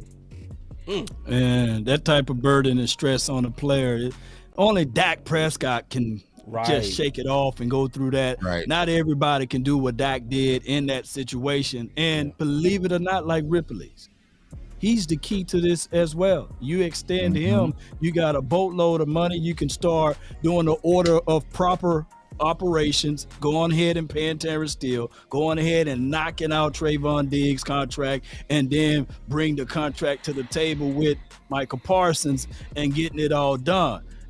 How about the Cowboys, instead of betting against the player, bet with the players, with these guys? And I think that would help out and alleviate it. But the Jones family, to me, and I could be wrong, and Jerry Jones could be saying, "Get your damn act together." But I'm just going to say this, though, Jerry. Hear me out. Hear me out, Jerry. Just bet with these guys, because you will have a better aura with this team. And then maybe, just maybe, some good fortunes can fall to us by just being able to have the most amount of money. That's all my thoughts on that. And that's a good point, Law, because once again, remember, that Lion's going to be watching. So if they do Trayvon dirty, Michael's going to be like, all right, no, they're not about to do me this way. And it's going to get ugly. Man. I just feel like just like Law said, be proactive versus reactive. We've been in so many situations where we just waited last minute, the deal gets ugly, and it makes a bad situation. We want our players in the best mindset, because we all Cowboys fans on this panel. We want our players in the best mindset, and go into this contract situation where it's going to get ugly. Did this team believe in me and whatnot? You ask questions after every game about the contract. It just puts you in a bad spot mentally. So Hopefully the Cowboys get the deal done with Diggs, but if I had to put money on it, absolutely not. We're going to be out there in Oxnard doing the whole damn round table about Diggs. You know what I'm saying? Diggs walking through, you know what I'm saying? He feels like he has a hamstring injury, not practicing today. It's gonna be some type of holdout from Diggs, something. He gonna have to, and I would side with him. Yeah. I would side with him on that too. One thing too, we talking about who we think is, now who should. If we talking about who should, to me, that's Dak. Dak. Oh yeah. That's Dak. Yeah, because like I always said this, the Cowboys like to pay their light bill before they pay their mortgage. Mm-hmm. And when things get tight, now all of a sudden you ain't got the money for the mortgage. Refinance. Please pay your mortgage first. Please pay your mortgage first. But you got to pass due. Pay your mortgage first. Go ahead, Kev. Well, I mean, to your point, this is just from a simple, cap situation. His cap number is going to continue to escalate. So the quicker you can get a deal done with him to restructure his deal or get him a contract extension that lowers his cap number, now the more breathing room that you have because of where you are in your future, situations with some of the guys you got to get done. So yeah, who should get done relative, and it should be fairly easy too, because you can start to look at the market where Dak is relative to his peers, and you should be able to work that out fairly comfortably, with Dak. So yeah, you got to get that done, just because you got to account for what you got, in terms of several guys coming up. And to Tug's point, real quick, because you were talking about, the contingencies that could happen with, Diggs in terms of contract negotiations. You bring up one of my favorite things that I cannot wait for. If nothing else, if the Cowboys don't win the Super Bowl, the other thing that I'm going to be waiting for is when David Mulligetta knocks on Steven and Jerry's door and says, hey, it's time to talk about Micah. Because if we know one thing about David Mulligetta, he's not taking no hometown discounts, and my man's going to come for blood. He done came for Jalen Ramsey. He done got it done with Derwin James. He did Kyle Pitts. Whomever he represents, my man's coming for blood. And I wish I could be a fly on the wall for that negotiation. It shouldn't be one, but at the same time, Mulligetta not playing with none of y'all when it comes to his client. Here comes the fan base. Mike is being selfish. Mike needs to. Like they don't spin it, and that's how they do. Every contract situation, more than likely with the Cowboys, has to get ugly. They try to spin it. They'll mud on the player's name first, muddy him down with this fan base. Some of the fans buy into it. It's just like Law said, just invest and be on the same side with the player. Trayvon Diggs came out of nowhere as a second-round pick, and he's excelled. He's broke records. He's done everything you asked him to do. He's earned his money. Just give it to the man. But that ain't how Stephen Jones works and how the Cowboys work. So buckle up, Cowboys. Real quick, there's no muffler on his mouth too. Can y'all do one more before we get up out of here? Can we do one more? Just one more, or do we need to give our final words? I can do one more. Kevin, you good? Yeah, I can do one. Yeah. One more. All right. One more. I want to get into this analytics real quick, because you just had on the Get Right, you just had Calvin Watkins, right? Mm-hmm. And he brought up, because you asked him what are some of the issues that you could see with the Cowboys, and he laid out about 10 things. He really did. Oh, he did. I can play it too. I got it right here. I ain't gonna play it, but he went off. But one of the things he talked about was Mike McCarthy getting ran away from play calling and picking it back up. A lot of times, one of the rumors that was out there was his situation of play calling, as well as making the right decisions at the right time. And you tweeted about Bobby Belt with the hiring of another analytical aide. And that's the same thing Aisha brought up. She brought up the analytical aides, right, that you're starting to see the Cowboys bring in. How do you foresee, and I'm gonna throw this out here to the panel, how do we see these analytical aides helping out Mike McCarthy in situational football and helping them be better as a play call? I'm gonna start with you, Kevin. Well, to be quite honest, it shouldn't hurt. I mean, the more information that you have, the better decisions theoretically you should be able to make. Now, whether or not you make that decision based off of your situation at the time, that's another thing, in its entirety. But, you look at a team, for example, like the Ravens. We laud them for their, willingness to utilize analytics, maybe a little too much at times. But at the same time, their willingness to use it to be able to make decisions that will put their teams in the best position to succeed. I don't know too much about, the young lady that they hired here in terms of their newest hire, but at the same time, my initial thought is more information can't hurt. Now, the application of that information is all that matters here based off of what you're attempting to do. And are these individuals coming in to provide the kind of analytical work that informs the decision-making that you're trying to have? But also, how does that information get communicated to not only your coaching staff, but players to ensure that they are all on the same page? Because at the end of the day, it's all about everyone being on the same page to understand what decisions are going to be made, why those decisions are made, and if they can execute them to give them the chance to succeed. That would be my only thoughts on that. Is as long as that's happening, have at it. Have at it. Yeah, because the OC, you talked about that play calling being the field, and they now have hired 2 analytical people. What's your thoughts about it? Yeah, I think my thoughts are similar.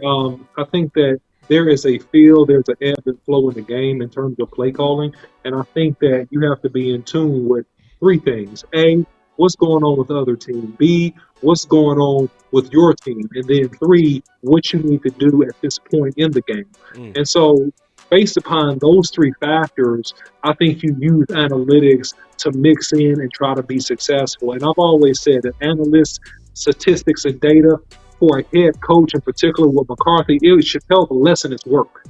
It should help him be able to easily, by using these 2 people that he just hired, understand the patterns, understands the different formations that he's going to see offensively and or defensively, so that it can help the game planning go more fluid. And so that's where I think the analytics really helps you. But when you're in the flow of a game, it is a feel.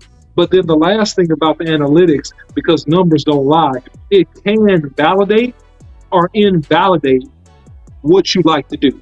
If you like to run zone and first down, it can invalidate that it's effective only 20% of the time. If you like to run toss sweep on first down, it could validate that, well, we get positive yards of 4 yards or plus 85% of the time when you run this play.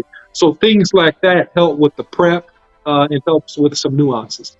Check this out real quick, and I'm going to push this to you, Law, Kevin Gray, and Tuck. But this is a big part that a lot of people not flagging to me, Kevin, what you forwarded from Bobby. I'm going to highlight this because I don't think a lot of people seeing this part. Is she that he said fascinating hire, Bobby Bell.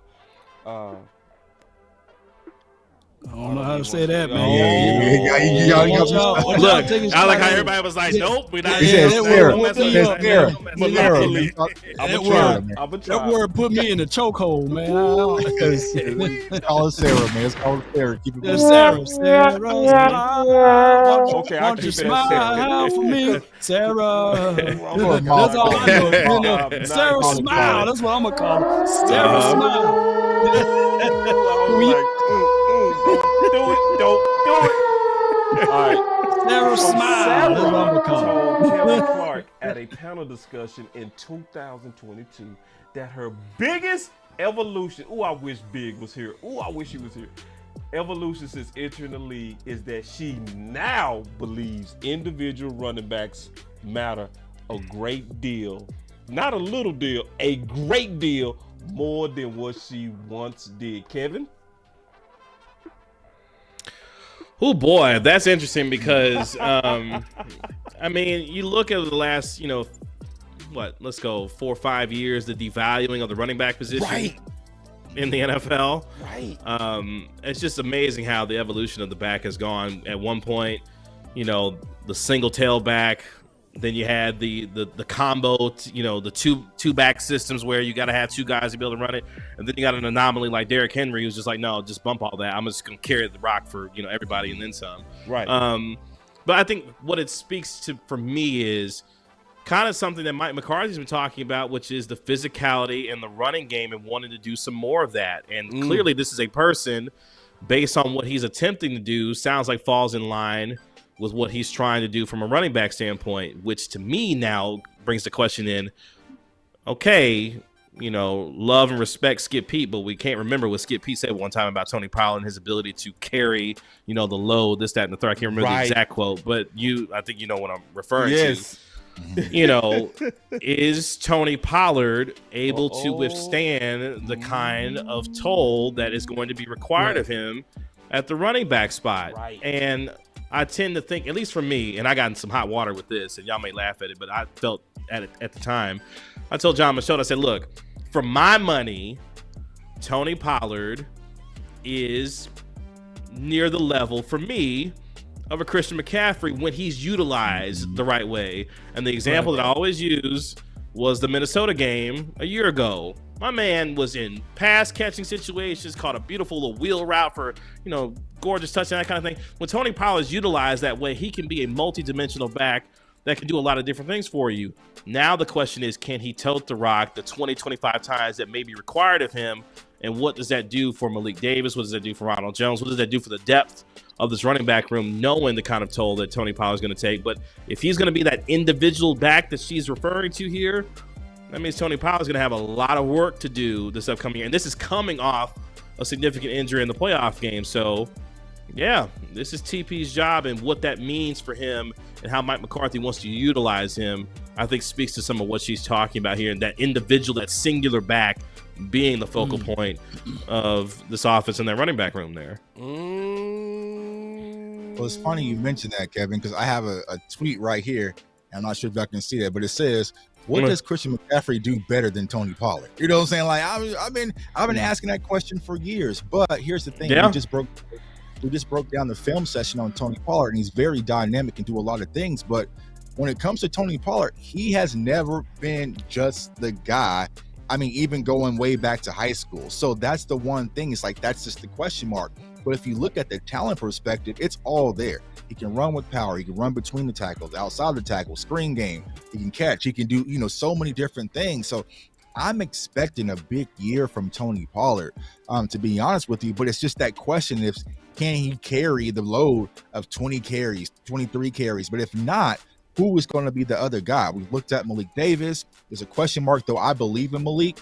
He was a practice squad player, got cut, got waived. So how do the Cowboys really feel about him internally? Ro Jones, a guy we saw some spark in Tampa, didn't get much opportunity last year in Kansas City. So it's like, it's just those question marks. Deuce Vaughn, Hunter Luepke, the list goes on and on and on. And I see what you posted right there. I see what you're doing. I see what you're doing. He's pushing it. I mean, how much? Yeah, how much it makes sense. It's hard. It's hard because I know financially. Here's the thing, right? So we're already paying Zeke $5 million already, right? Right. Mm-hmm. How do you make it work? Do you give him a 2? Do you make it incentivized? How do you make it work where it's not disrespectful to Zeke? I don't know, man. But this team is built perfectly for Ezekiel Elliott. Like, it is. I've been waiting on you to say it. You took all day to say it, Chuck. Well, here's the reason, right? We had this conversation during the draft, right? And I was against it. Me and Big Game was against having Zeke back. But the reason why I was against it during the draft when we're doing the Final Word draft show. But the reason why is there were a lot of balanced running backs in the draft. We didn't get one. You know what I'm saying? So that was like, all right. Now, all right. Yeah, it was saying we didn't get what? We didn't go get. Look, OC been waiting on that right there. That's OC been waiting on that right there. Now it spun me right back to being like, well, damn, Zeke would be a perfect fit. So you know that's where I'm at. Someone's asking me that. I was like, bro, like there was a Tajay Fear, there was Zach Charbonnet, there was Keandre, like there were some other guys that who were kind of those big bruiser, heavy volume backs. We didn't get none. Nope. You know what I'm saying? Even though I do like Deuce Vaughn, so. It's a perfect setup for a Zeke return. Do I think it's going to happen? No, man, but it will just be a perfect fit for what Mike McCarthy and Brian Schottenheimer are trying to do. Because I know that she said with her analytics, she likes to focus on the individual running back aspect. But Brian Schottenheimer, he's always a staple of backs, full backs and all. So it's going to be interesting to see how that fully emerges when it comes to the analytics versus philosophy. Man, if I can That's why I want to bring it up. Well, man. well, Yeah, well, I just I just- analytics versus the philosophy. Go ahead, Law. Then we got OC. I just wanted to say this. There's a movie that came out many years ago. Will Smith played in the movie. It was iRobot, right? In the beginning of the movie, the robot used analytics to save the girl. And what he was saying that he saved him instead of saving the girl. And he was always saying to the robot, save the girl, not me. And it was like sometimes analytics can get right in the way. And granted, Sarah, she graduated from Carnegie. I see it in her resume, and she's not hard on her eyes, by the way. I think that she's going to bring a lot to the table from that aspect of analytics and AI and all of that good stuff. But at the same time, we have to understand that it will still be the coach's decision on how they operate and proceed to this football game plan. Now, to piggyback off of what you said with Tony Pollard, I don't look at Tony Pollard as a necessary 23 to 25 touches guy with the ball in his hand as it relates to running back. But I do look at him as an explosive guy of anything, because you did say a great thing about Christian McCaffrey. But what if we look at it from a different point of view?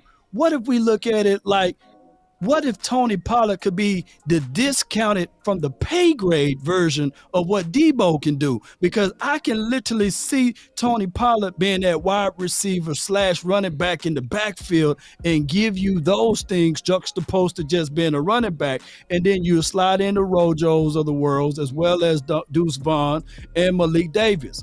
And the only reason why the Cowboys are not willing to pull the trigger on Ezekiel Elliott of bringing him back, because there is a thing called, hey man, ego. Zeke used to being the big dog in the house, roof, and now he's getting the crumbs. It's going to be hard. And I'm not saying that Zeke is not that dude to be humble, but Tony is even talking about taking less money. From what I heard, allegedly, so I think that the Jones family is rubbing their Birdman hands like this when they seen that, and they said, you know what, we're gonna figure out a way to make this work. And if it don't work, Zeke, stay by the phone. We may give you a call. That's my thoughts on this. So they're gonna have to see if Rojo can tote it. Remember, Rojo got a signing bonus of $152,000, man. And his contract for the entire year is only $1 million. I mean, I think all of us can put our money together to pay his contract a little bit. So I'm quite sure that they banking and they rolling on Rojo. Maybe y'all can with that YouTube money. I don't know if I can. I think y'all got it. Yeah, I do got it. You cut me out. Y'all got it. But shout out to Rojo, man. Well, as you said, Lo, they brought him in for a little bit more than a cup of coffee, and that's what they did. So, look, Rojo is going to have to be productive, because that's really the linchpin of this run game, in my opinion. Rojo is going to have to be productive in between the tackles, because Tony Pollard, as great as he is, I understand. I feel the same way. But I'm saying, based on how it is, Rojo is going to have to be that dog. He's going to have to be that horse, because if he's not, you're going to end up getting Tony Pollard hurt, trying to make him run dives in between the tackles. He is not built to run the ball 20 to 25 times. He's a 12 to 16 touch guy. Get him in space. Space being the key word. If you get this man in space, he will make great things happen for you. Deuce Vaughn is a slower, poor man's version of Tony Pollard at his best. He doesn't have the long speed, but he got quicks, right? He's shifty. He's elusive, but he doesn't have the long speed of a Tony Pollard. So what else do you have? Look, to me, hey, if you can get Zeke back some type of way, you're not going to pay any big money for Cook or nothing like that. Look, get Zeke back in the building, man. Just figure out a way. Make it happen. Do something. Give him something. Bring him back, because we need a hammer. We need a hammer in the building. And right now, we don't have a hammer. Man, come on, man. Let the church say amen. Let the church say amen. Let the church say amen. I have to brag on the OC. I have to brag on the OC. Go ahead. Before I brag on OC, go ahead, Tuck. Go ahead. But it's funny how, when it came to Tyler Smith, OC was all about, Tyron stopping his throw. But then when it comes to Zeke, he threw that whole ideology out the window. You know what I'm saying? But hey,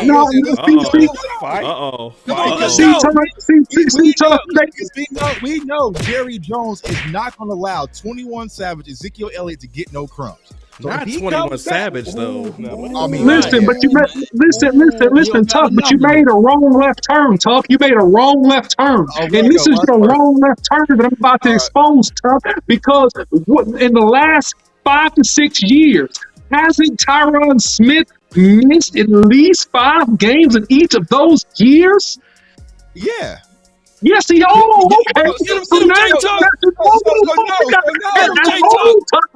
Tuck. We got to compare apples to apples, Tuck. Because if you hold on, Tuck. Because we got to compare apples with apples, Tuck. We got to compare because Ezekiel Elliott. How many games has Ezekiel Elliott missed? That's what I'm saying. So Zeke's going to be there. He's going to be available, and we know that he's not going to get no crumbs. Like Jerry Jones would not. But we know the running back market is softened. He's going to be in the way more consistently than Tyron's going to be in Tyler's. He's not going to be in the way. He's not going to be in the way because the running back market is softened. And listen, the longer you stay out there, the lower your salary gets. True. That's the nature of the beast when you get into negotiation. So if that man doesn't have a job at the beginning of the regular season, his negotiation leverage is all but gone, and he has to make a decision. And this is where it gets interesting. Zeke is going to have to make a decision if he's not signed by the beginning of the regular season if he wants to play this year or not.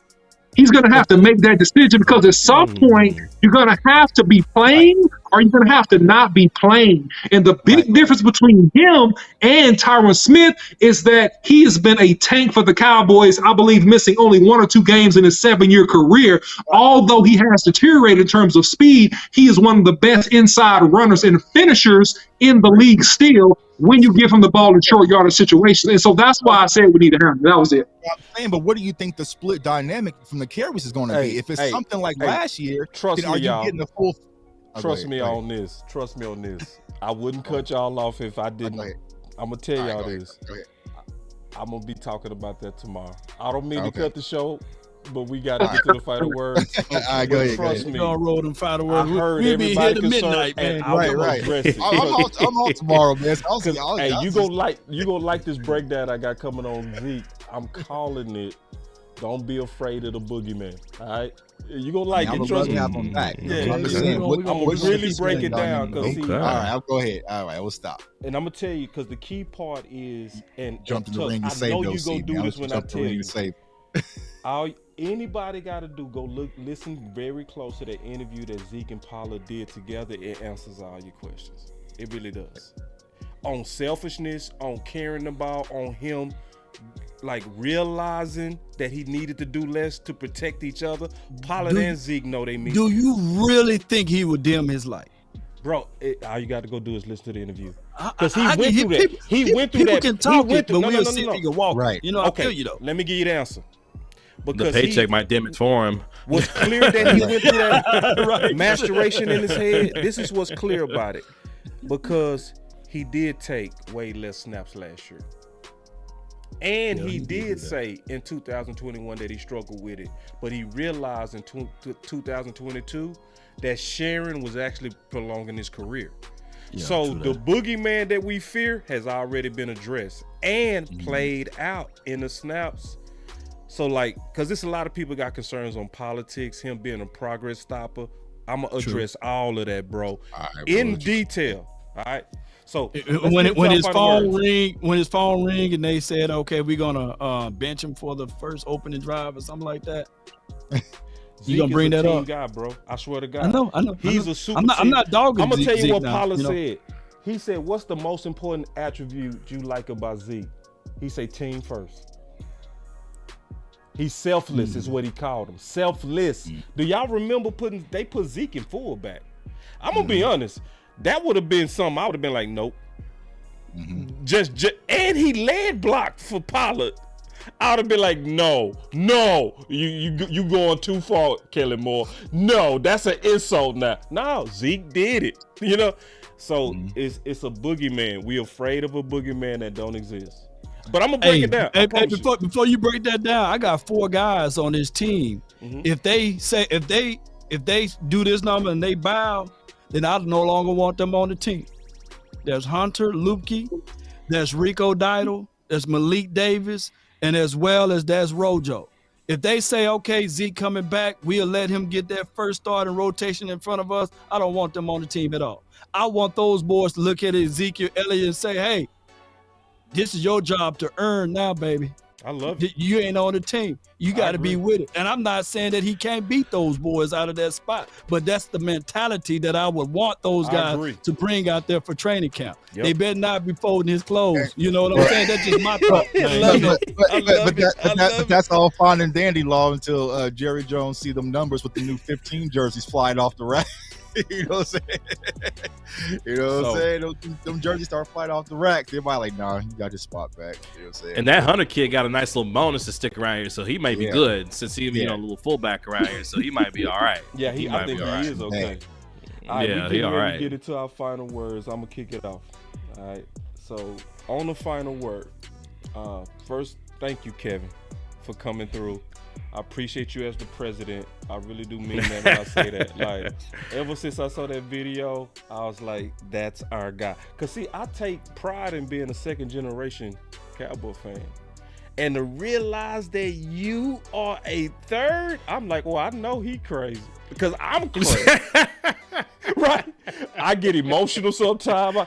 Oh, boy. Right. And I know that's what that moment was. That was a moment to where it was like, oh, I just got to say it. Yeah. But we appreciate it. And thank you for having us and us having you. And I really enjoyed it, man. That's our final word. Hopefully we do this again soon. So that's my final word. All right. We got your OC. Kevin, thank you so much for taking some time out of your busy schedule and talking football with us. So yeah, man, you're esteemed, very, very highly recognized journalist, man, and just thank you for your time. Really, really enjoyed the conversation.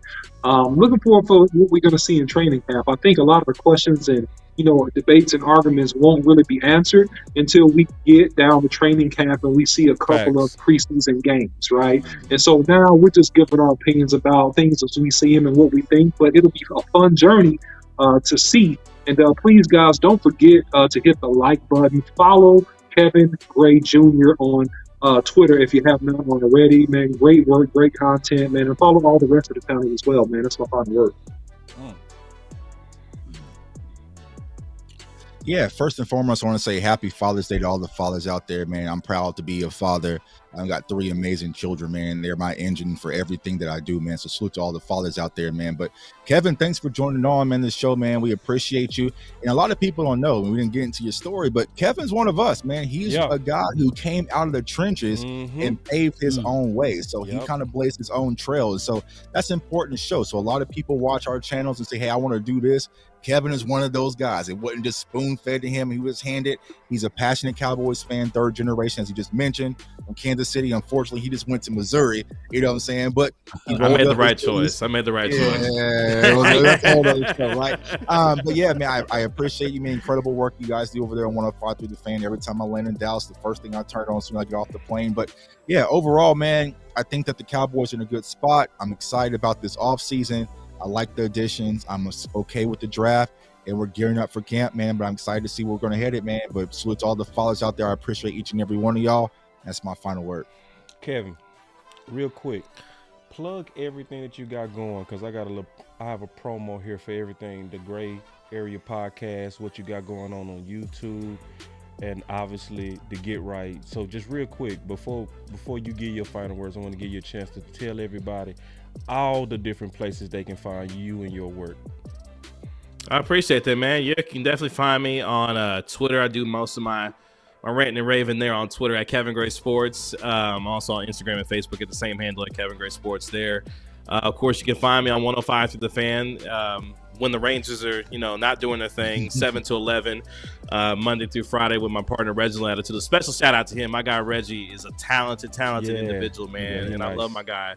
Reginald Attitula. So you can catch us there 7 to 11, especially when football season gets back going. We'll be on there every single day. And then Of course, you can find my podcast. I got a couple podcasts that I'm doing these days. My own personal one is called The Gray Area, as you mentioned. You can get that on Apple Podcasts, Spotify, wherever you get your podcast for free there. It's kind of my ability to talk things outside of the Cowboys or the Mavericks. I get to talk about everything else going on in the world of sports, since I do that on the radio on a nightly basis. And then I also do a Mavericks podcast called Inside the Mavs. I cover the Dallas Mavericks for the station as well. So the Mavericks are hot right now. I got a lot of things going on. So my podcast, Inside the Mavs, you can get that anywhere. You get podcasts for free as well. And I love, going on other people's shows as well. Enjoy it. As Tuck mentioned, part of my content creation journey is being able to get started the way from a grassroots level. So, but yeah, that's where you can find all my stuff at, man. And yeah, got a lot going on out there for sure. All right. And what's your final words, Kevin? Man, first of all, thank all of you, Law, Tuck, OC, Big Game, Boss. Like, y'all are the lifeblood. I was telling Aisha Morrison this the other day. Y'all are the lifeblood of Cowboys Nation. I was telling BLS this as well, that what y'all do and what we do as content creators is kind of what the lifeblood of this whole Cowboys content creation experience is. And I just love the passion that Boss, you and Law and everyone else who does Cowboys content, because it's a saturated space as it is already doing Cowboys content. But for y'all's ability, Vach, Skywalker, Steele, all of you who have created and carved out your own space here, y'all motivate me. Y'all may not know, but y'all motivate me, because if I'm feeling like, man, I can't do my podcast, I don't feel like doing it, I see Law, I see Boss, I see OC, I see Tuck. I'm like, oh man, they doing it, so I need to get my ass out here and do it myself. So y'all are a motivating factor for me, and I just want to say thank you to you guys, because without you, this Cowboys experience would not be what it is, especially in today's era of content creation. Y'all are doing it, man. I'm so excited just to be even associated with y'all. I call y'all like the Avengers of Cowboys Nation, because when y'all assemble, look, I mentioned Skywalker, Vibes, when all y'all get together, it's like the Avengers come together. And I'm just like, look, I'm just as big a fan as everybody else, because I want to tune in because of the entertainment that y'all bring. So that's my final word, is thank y'all for all the things that you do, because y'all are incredible content creators, and I thoroughly enjoy the work that y'all do, man, for sure. Wow, thank you so much. Indeed, man. Wow. Let's go, man. Let's go, man. Let's go. Let's go. Man, you got me pumped up now, man. The Avengers. Hey, in the chat, y'all let me know which Avenger I am. You know what I mean? Got the best beard. Yeah, the bearded one, right? I appreciate you, man. And happy Father's Day to all of you all. And shout out to you again, Kevin Gray, for calling us out, man, when we was out there at Oxnard last year. You gave a shout out to us on the radio, of us acknowledging us of doing some great work out there. Not good work, but great work. So that goes a long way, man. And that's our currency right there. Being able to be seen by those who are already inside the Cowboys networks or what have you on that particular level. And I really appreciate that. That goes a long way. And we would never forget that, especially for what we do, man. We get it out of the mud. They call us new media. And we try to give it from a perspective from the ground up. And a lot of people gravitate to that. Even if we are wrong with it, we're not afraid to sit back and say, you know what, we were wrong about that dude, and then we will circle back and give evidence of why we were right on certain things. So this round table right now, what we talked about today was excellent, especially about the offensive line. I can't wait to see if OC is right, and I can't wait to see if BossCowboy is right about Ezekiel Elliott, So all of those things collide together, and it generates content. I've been telling people for a year now, you got content, and then you got creators. Those two things can be separate, but what a content creator does is he creates the content, and we find stuff out there and we talk about it, and people tend to listen to what we have to say. So it goes a long way, and this community is growing, even though I want these other guys, the Washington, the Eagles, and the Giants, be sure to tell your daddy, Dak Prescott, happy Father's Day, because they trying to come at me, man. He's 27-7. So don't y'all leave now without telling Daddy Dak happy Father's Day. Now, I'm going to get on out of here with my final word, baby. But y'all already know where to find us there, man. On the final word. Come on, baby. Let's go. DC for life, not for short. Let's go, baby. 3, 2, 1, drop it. You're listening to nothing but the best. Let's go. Thank you for the shout out for the food and everything for Father's Day, man. Appreciate you.